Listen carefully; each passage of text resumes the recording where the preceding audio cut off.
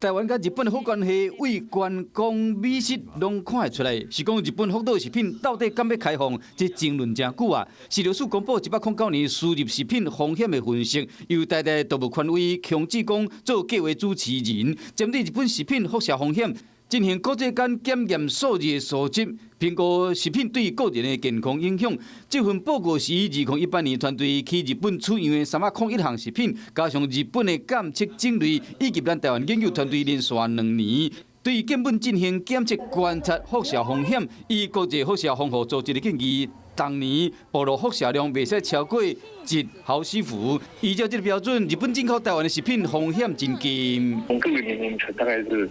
0.0017到0.0028，转换成游离辐射担心它可能的致癌风险是在负70%，千万分之一。对于癌症的风险大概是100,000,000,000以下。也就是依照日本进口食品总当量占台湾总进口食品的1.6%来算，囡仔当年平均会增加0.00176毫西弗，青少年平均增加0.00230，大人是平均增加0.00281，也就是讲，造成癌症也是基因遗传的风险，敢若1,000,000,000%。比100,000,000%较低，是讲福岛核灾事变发生后，放射性物质铯134半衰期有2年，铯137更加有30年。有专家烦恼讲，这个半衰期遐长，对健康有残留，会增加治疗癌症的风险。针对这点，嘛是需要好好去考虑。如果我们的食物或食品有辐射残留的话，大家就担心说它会增加罹癌的风险。从医学上角度来看，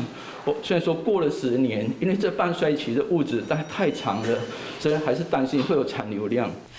若是一定要进口，专家认为应该将这个产地写清楚，和这个福岛食品回归市场机制，和消费者家己去选定。